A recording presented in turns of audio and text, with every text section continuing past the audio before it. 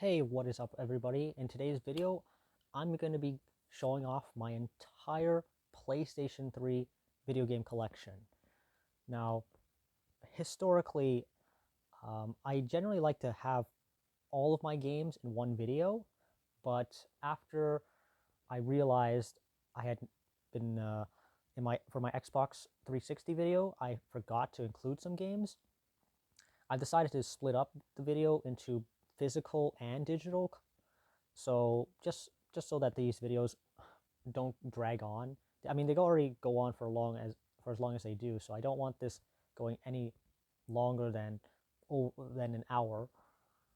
So this video is strictly just my physical collection.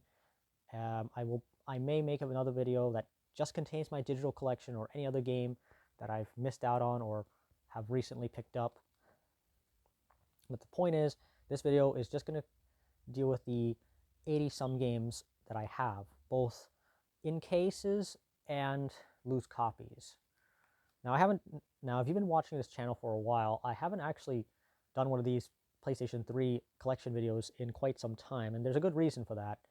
I've gotten myself a whole bunch of PlayStation 3 consoles, which actually had some games on them, and I just didn't want to bother plugging those in just to make a video.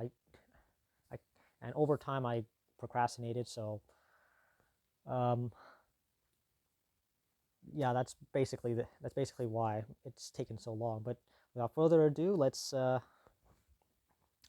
get started. Now I'm going to start with the top left corner over here. We're going to start off with three games, all of which bear the Tom Clancy name. They are Splinter Cell Blacklist, Splinter Cell Double Agent, and Tom Clancy's Ghost Recon Advanced Warfighter 2. So I'll be honest, I haven't actually sat down and played any of these games, aside from booting up to the main menu. But the Tom Clancy games are something that I do eventually want to get into. It's just that I've decided that I want to start from the beginning. But even if some of the games feel a bit dated, and well, it's a little just because I want to see how much the franchise progresses in terms, just to see how well the franchise um, innovates over the years. Um, you know, the first Splinter Cell game, I'm sure, is very different to what we have here with Blacklist, and in the case of the Ghost Recon Advanced Warfighter subseries, the first Advanced Warfighter had three different versions, and one on PS2, one on PC, one on Xbox 360, and yet the game did, and because it came out in 2005, it did not come out on PlayStation 3. So yeah, if you play the if you're like a hardcore PlayStation fan during this time, you got, I think, the worst version of Advanced Warfighter, and then you got the second game, which I'm sure may have been a bit of a shock to you. Of course, chances are you probably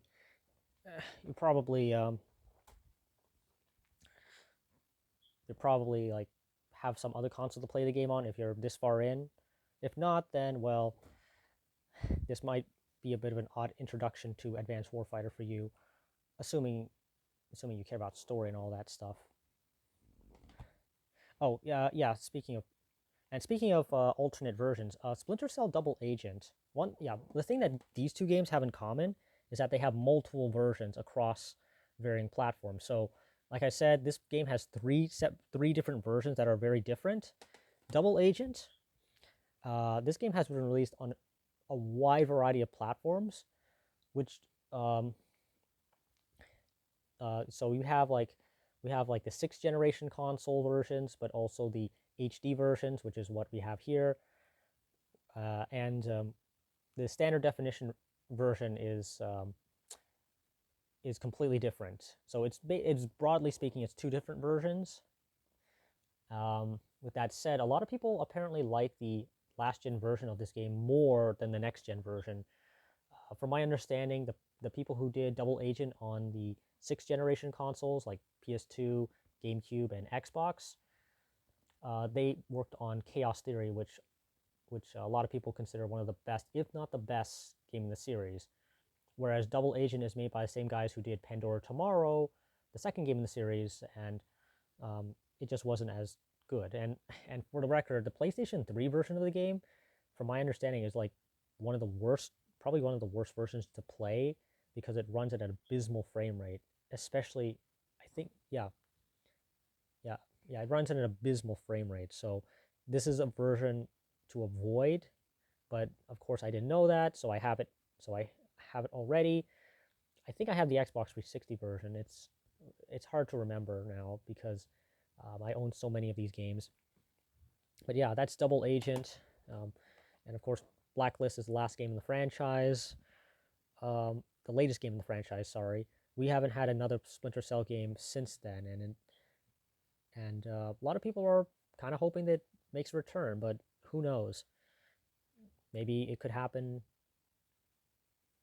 very shortly, or we're gonna have to be waiting a while. But yeah, those are 3 games. For next up, we have the Sly Collection. This is a remastered. Okay, the case I actually printed myself because it didn't actually come with one. It came like with the generic GameStop one, but yeah.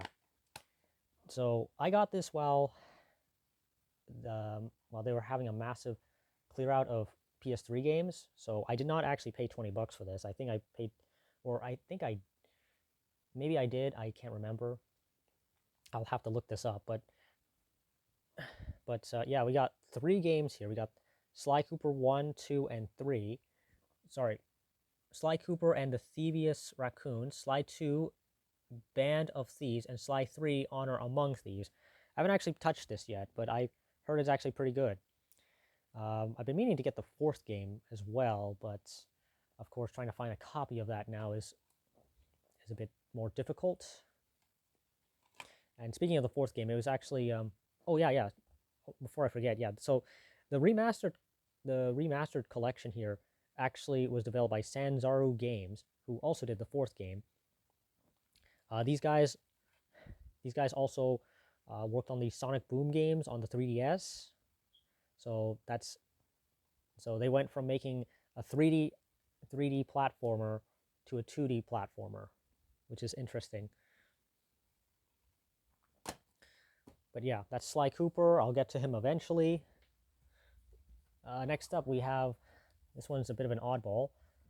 We have the Eco and Shadow of the Collection. Sorry, we have Eco and Shadow of the Colossus, the Collection. So this is a remastered compilation of a game from 2001, I believe, and then we have, of course, the 2005 game Shadow of the Colossus. So you can see here we have like the original box art.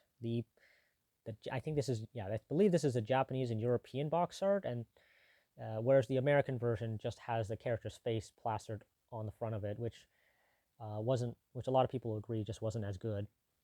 Now I did try playing Eco a bit. But I never finished it. Shadow Colossus is the one that's I hear is the more popular game. It even got a PS4 remake recently, or remaster. I can't remember. Yeah, no, it was a remake. Yeah, you got a remake on PS4 not too long ago, relatively speaking. But I'm actually thinking about just playing the original version here, since the remake seems to be a much different game from the looks of it, from a visual standpoint. They rebuilt the visuals and all that. It's one of those situations where playing either versions are good, if I'm to understand, or they look fun enough to play in their own rights. Or it's kind of like how Resident Evil 4 got a remake and it's completely different to the original. So yeah, I may end up just playing this one and then going to the remastered. Let's see here. Next up, we have a copy of Battlefield 4 on PlayStation 3. This is actually my first experience with Battlefield. I actually borrowed the disc from a relative a long time ago, but now I actually have a copy. I was actually I was very impressed by the visuals in this game. It looked really good. Although, to be fair, by that point in time, um, we were already at the end of the console generation. But to see the game looking as good as it did was quite an accomplishment, especially when you consider um, what happened with um, with Call of Duty Black Ops 3 on PS3 and Xbox 360. That was, if Battlefield ended on a, actually no, I forgot. Actually, we had also Battlefield Hardline. But my point is, this could have turned out much worse on last gen hardware, but it didn't. Although there is a game-breaking bug in the game that never got patched out. So there's a certain, like, I think the second level in the game, I kept running into this issue where if I die, the game just the game just returns a black screen with just the audio, and you're basically stuck there and have to redo the mission, which really sucks.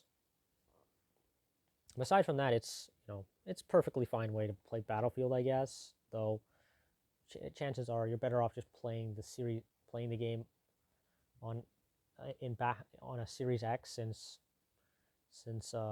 that's the best, since you have the widest pool of players to draw from.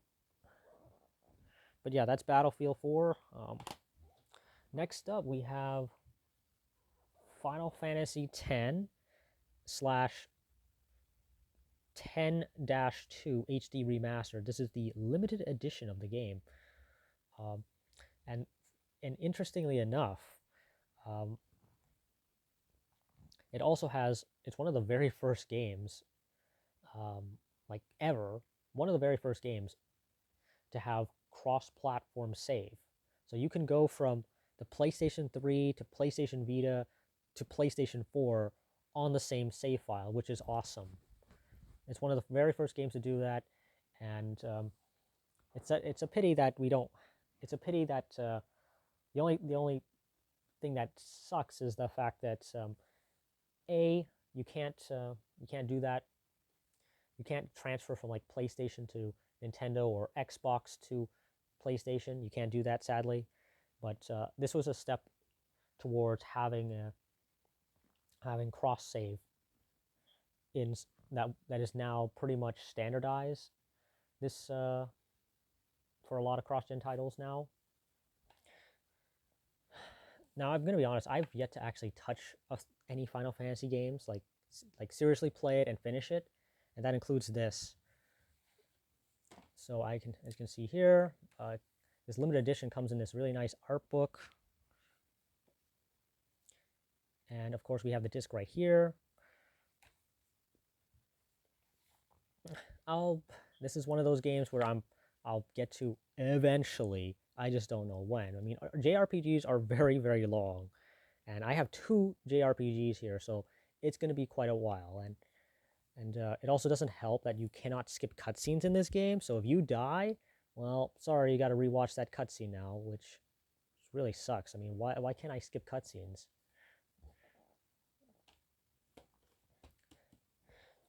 Next up, Alpha Protocol. This was developed by Obsidian Entertainment, the same guys who did Outer Worlds. Gonna be honest, have no idea what this game is all about. All I know is it's done by the same guys who eventually made Outer Worlds, and also developed, I think, Fallout New Vegas, I believe. Oh, and it's also published by Sega. I really, I have no idea. I got no idea what this game's all about, really. And I doubt it really matters, just because we haven't seen a sequel to this, so obviously this game clearly did not do as well as it should have. Yes, we have the Metal Gear Solid HD Collection. This one's a bit of a rarity now, because for those unaware, this was delisted off of the PlayStation 3 and Xbox 360 store, so you can no longer get it.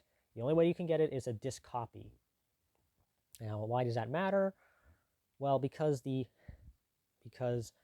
recently they did the Metal Gear Solid Masters Collection, and a lot of people did not like that because they for a variety of reasons. And they even just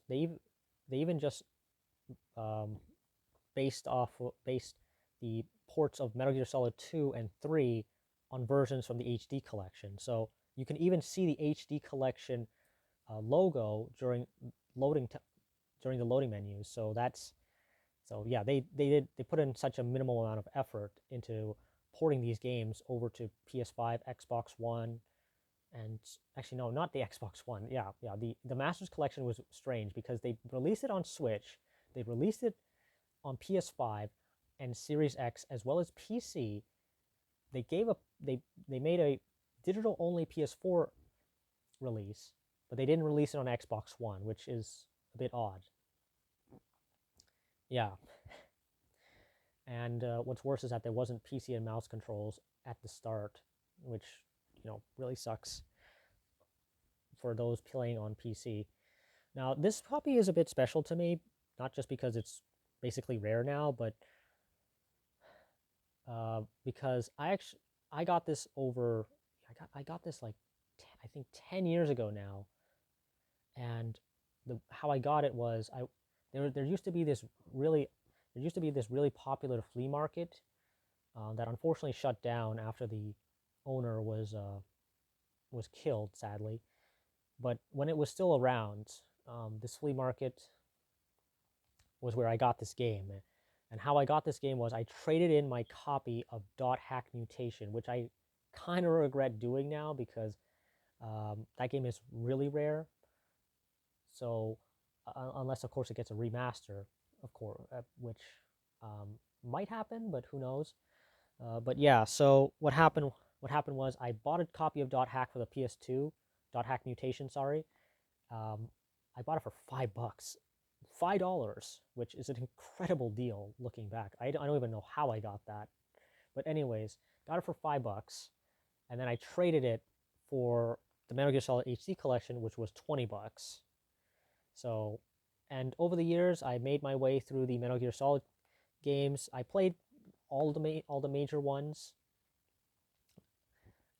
except the first one. I still haven't played the first one. I didn't do that because it was not available physically, and also, um, I just thought it looked way too dated for my liking. And since we're on the topic of Metal Gear Solid, anyways, I might as well bring up these two games. I also have Metal Gear Solid 4 here, which I remember seeing so many copies of at EB Games back when the PS3 was relevant. There were so many copies of this game on the shelf for selling for like $10,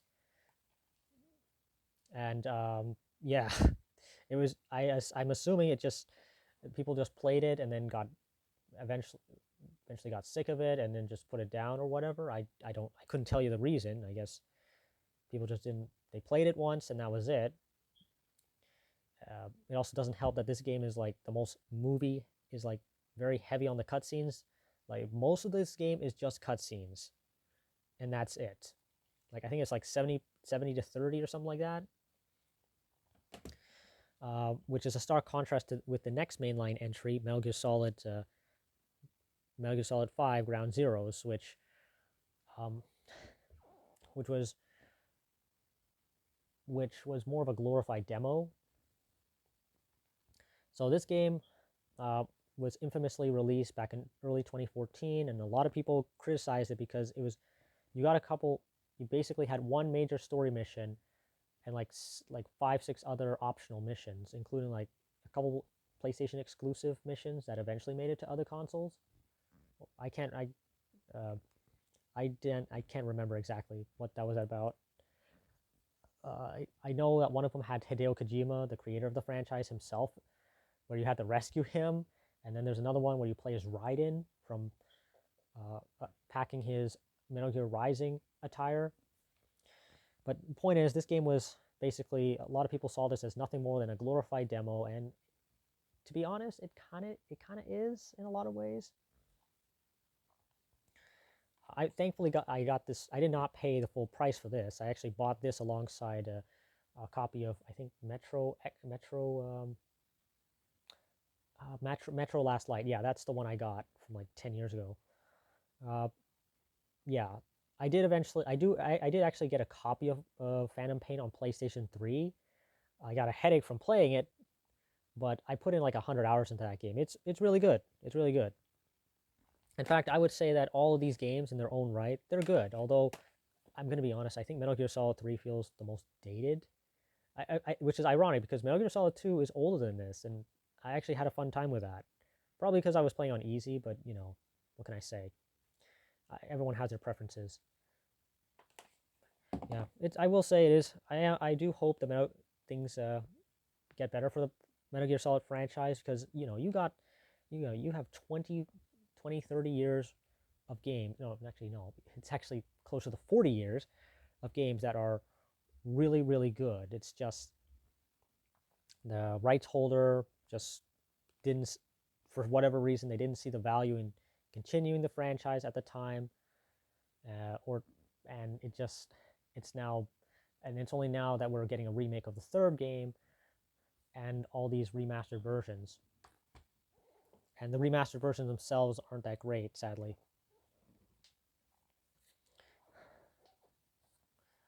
But yeah, I would recommend you know I mean, I guess I could recommend the HD collection still, uh, preferably on Xbox since you can play that on a Series X or Xbox One.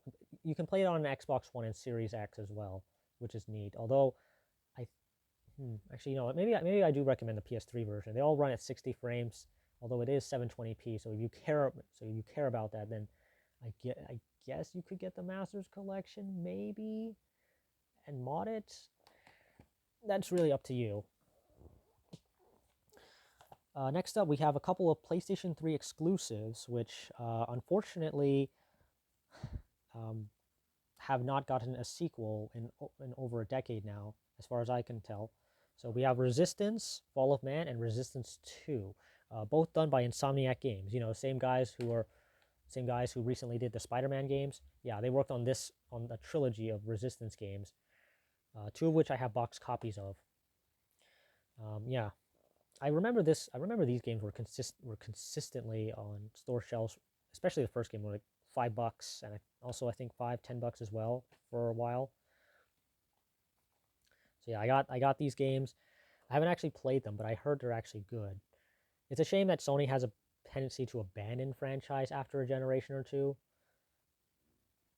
but and unfortunately, we'll probably never get a sequel to and get another entry to this because Insomniac these days are focused on the Marvel stuff like Spider-Man, Wolverine, and I can't remember what else they're working on. But there was that massive leak that unfortunately happened, so we know now that Insomniac is doing Spider-Man 3 and a Wolverine game. I think. Oh yeah, and also Ratchet and Clank, which I will get to shortly. Okay, so let's actually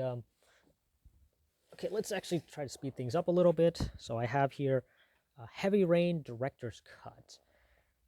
I believe, yeah, so I believe there's like a regular version of this game, and then they also released a Director's Cut, which also has a PlayStation Move compatibility. Yeah, this is one of those experimental games that was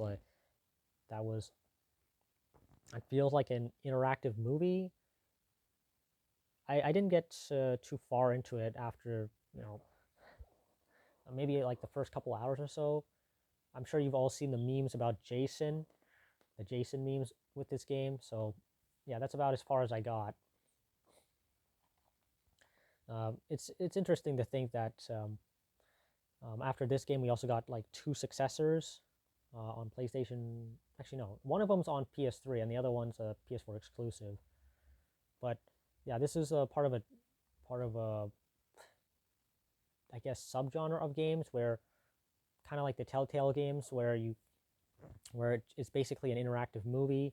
This is like one of the first games that started that trend, but then that trend, of course, has kind of died off, sadly, just because um, of their episodic nature, the episodic release model that Telltale's had going, but started faltering because of course people would just wait to buy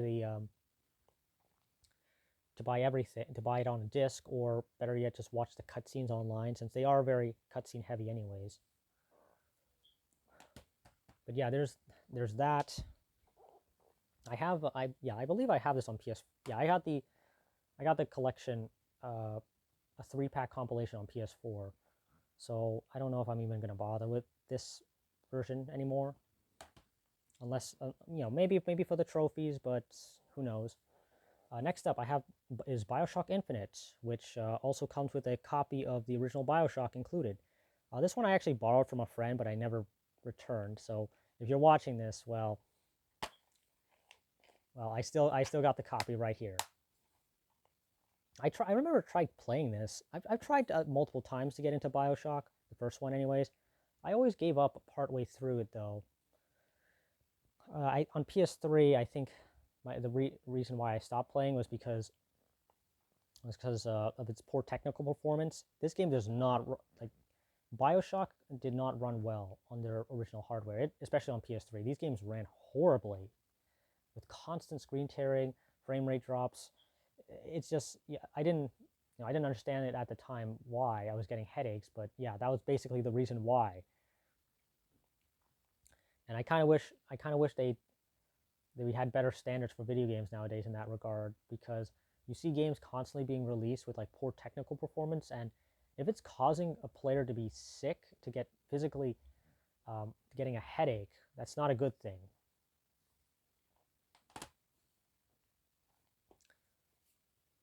Next up, we have, of course, Gran Turismo 5, because of course I have to have this.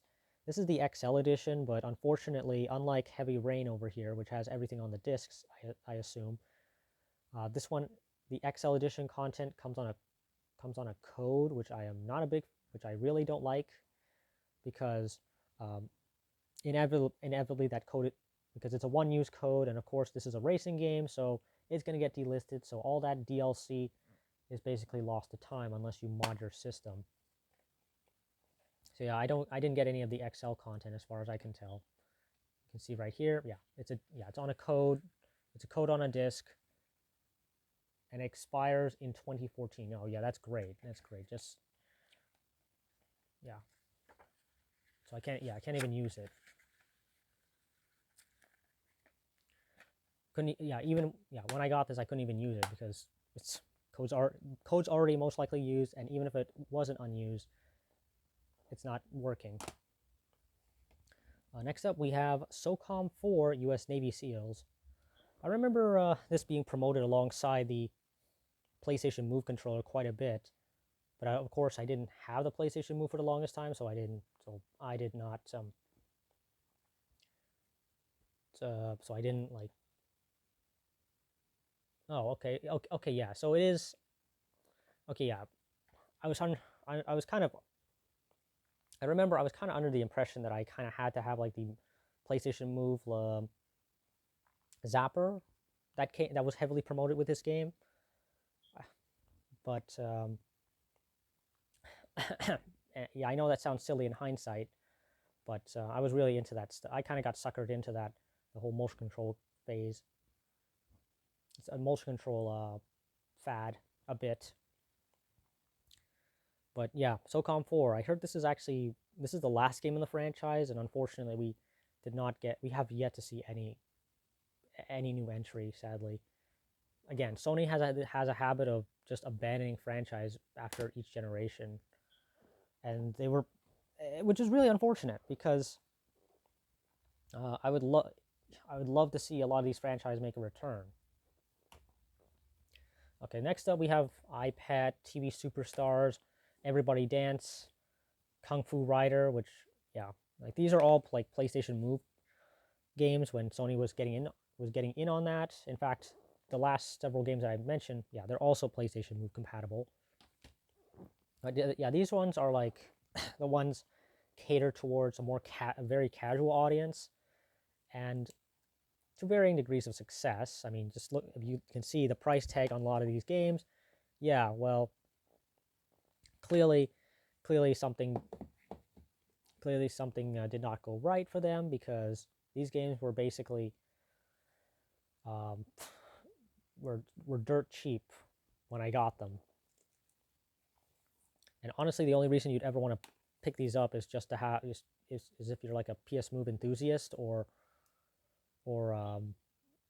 just for the sake of, I guess, getting more trophies, I suppose. But honestly, guys, there are other games that you can probably get trophies for. But yeah, that's basically it. It's also worth mentioning that Everybody Dance, yeah, this one, the only reason you'd ever want this is just to have a soundtrack on a disc, and that's basically it. That's usually how it is with a lot of these dancing games. Like, um, you're basically getting a soundtrack on a disc, which is nice, I guess. But all right, let's move on. We have Killzone 3. If you couldn't tell, yeah, I printed off this case. That's why it looks a bit. That's why it looks a bit off. Although I don't know, it actually kind of looks, actually looks nice now that with there's something nice about it. But yeah, Killzone 3. I actually liked this game back in the day. I got this for a pretty cheap price. So obviously, this game, while it was financially successful at first, its valued like its value market value just dropped quite a bit. That's generally how it is with a lot of games. Like even like a lot of first party Sony titles, sadly, like they don't really maintain their values over a long periods of time, as compared to say Nintendo, where the games maintain their value, which is incredible when you think about it. But anyways, Killzone 3, yeah, I actually like this game. I liked it more than Killzone 2 when I first played it, though I don't know how I feel about it now. Um, yeah, so I still haven't played Shadowfall. I played Killzone 1 years ago. I played Killzone 2 and 3, um, but I haven't played, and I actually played a bit of the PlayStation Vita game, but I haven't played the PlayStation 4 game yet, which I heard, unfortunately, I think killed the franchise basically because it wasn't all that well received, sadly, which is a pity because PlayStation could really use their own competitor, Call of Duty. Next up, we have another compilation, Zone of the Enders HD Collection. This one was also done by Hideo Kojima and his company and his studio, Kojima Productions. This is a compilation of two games, Zone of the Enders and Zone of the Enders: The Second Runner. The Second Runner, I heard, is actually is the preferred game. It actually got a PS4 remaster or slash remake not too long ago, uh, which is incredible to think about especially since Hideo Kojima basically left the company at the time when they did that, and I heard it actually was I heard it was actually not if to understand correctly, the PS4 version is actually pretty good. Now, the PlayStation 3 version, on the other hand, was not good at launch. It was actually pretty bad from what I heard, and so much so that they actually had to get a second company to come in and redo everything. Like the patch that you have to download upon putting this game into your system is basically a rebuilt version of I think the second game. I can't remember, but they completely redid the HD collection, or redid one of the games on the HD collection, so it actually runs at an acceptable level, which is incredible to think about. Yeah, well, of course, that's unfortunately pretty standard nowadays with a lot of games, but this is one of the games well, okay, it's not standard, but it's a lot more commonplace nowadays, where you have a game that has been, especially live service games, that are patched so much, updated so much that they might as well be completely different products by the time that they reach the end of their life cycle. We saw this with Fallout 76, where the patch was like bigger than the actual game. Now, in regards to Zone of the Enders itself, so this game came out. A lot of people, from what I heard, played Zone of the Enders because when it first came out on PS2, it had a demo for Metal Gear Solid 2 on it. And of course, Metal Gear Solid 2, was a very highly anticipated game, so people were willing to buy this game just to get that demo. And for the HD collection, they included a demo of Metal Gear Rising: Revengeance on the disc. which is something you don't see anymore because you can just download demos nowadays. But yeah, that's really nice to have. I remember actually trying the demo and not liking it though. But of course, and it wasn't until like many years later that I actually played Metal Gear Rising and actually liked it. The demo does, of course, feature some differences from the final game, so I suppose it's worth it to try the demo in this collection if you can get your hands on it, anyways. The HD collection is also available on Xbox 360, which is backwards compatible on Xbox One and by extension Series X. But I don't know if you get the demo. Yeah, I don't think you get the demo there if you play it like that, sadly. Next up, we have Tales of Symphonia Chronicles. I hear Tales of Symphonia is like one of the best Tales games that you can get, or one of the best Tales games made. They've made so many of these games, and it doesn't help that, and it doesn't help that it has the anime art style also does not help distinguish it with a lot of other JRPGs, since they also have anime art styles which can look a bit homogeneous to untrained eye. So this is of course a compilation once again of a I believe originally a game released on the GameCube and then a game that was released on the Wii, I think Wii or PS2, I can't remember. I know the first Tales of Symphonia game came out on GameCube and PS2, and then the PS2 version is what you have here in high definition, because I think it only runs at 30. Tales of Symphonia unfortunately has gotten a bunch of imperfect versions, so imperfect ports. So everything aside from the GameCube version is running at 30 frames, including the recently released remaster on like Switch and I think PS4 as well, which is rather unfortunate. Apparently, it's because the PS2 version I think was hard coded, so they can't do anything about that. But yeah, So if we take a look on the back, we have the first game, but also the second game, Dawn of the New World. Yeah, I believe that was a Wii or PS2 title. I can't remember, but I'm told at the very least, Tales of Symphonia is considered one of the best Tales games that was ever made. I'll be honest, I haven't played a single Tales game in my life, and I still haven't. You know, what can I say? JRPGs are very long, so yeah, this is a game I just simply haven't touched because of that. But who knows? Maybe that could change. Sometime soon. It's also worth mentioning that when I first got this, I even did an unboxing video of this. The case was actually broken. Like you can actually see it right here. Like, the case. The case itself was broken in my unboxing video of it. Like I did many years ago now, which was I honestly I could have done it. I actually could have returned it and gotten a better copy, but obviously at the time I was a lot less experienced when it came to Amazon.